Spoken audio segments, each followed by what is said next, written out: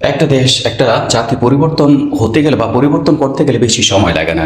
কারণ একটা দেশ পরিবর্তন হওয়ার জন্য তার দেশে যেই সম্পদ আছে তার ভিতরে মানব সম্পদ এবং খনিজ সম্পদ দুটোটাই প্রয়োজন। কিন্তু বাংলাদেশের মতো আপনার দেশ এমন একটা দেশ, আল্লাহ পাকের নেয়ামত দিয়ে ভরপুর। ওই দেশটার ভিতরে আল্লাহ পাক পরিপূর্ণ নেয়ামত দিয়েছে, কিন্তু কেন পরিবর্তন ঘটতেছে না?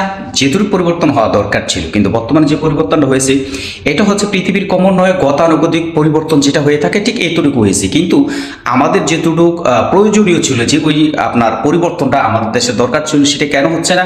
আমাদের দেশের তথাকথিত কথিত এলিয়েনগুলা এখনো বর্তমানে যার যার জায়গায় বলবৎ থাকার কারণে এই এলিয়েনগুলোকে পরিবর্তন করতে হবে। কারণ আমাদের নতুনত্ব এবং নতুন জেনারেশনকে সামনে নিয়ে আসতে হবে আমাদের নেতৃত্ব দেওয়ার জন্য। কারণ এই যে ওল্ড স্টাইলের যে এলিয়েনগুলো ছিল এগুলোকে সরিয়ে দিতে হবে এই জায়গা থেকে। তাহলে দেখবেন আমাদের দেশের অর্থ সম্পদ থেকে শিক্ষা এবং সাংস্কৃতিক সুযোগ শুরু করে প্রত্যেকটা সেক্টরে প্রত্যেকটা জায়গায় ভালো একটা পরিবর্তন চলে আসবে, যেটা আপনারা কোনো কল্পনাও করতে পারবেন না। তাহলে এখনই আপনারা যার যার জায়গা থেকে তৈরি হয়ে যান, যে এবার এই পুরোনো এলিয়েনগুলোকে বাংলাদেশ থেকে পরিবর্তন করে নতুন জেনারেশনকে সামনে নিয়ে আসতে হবে।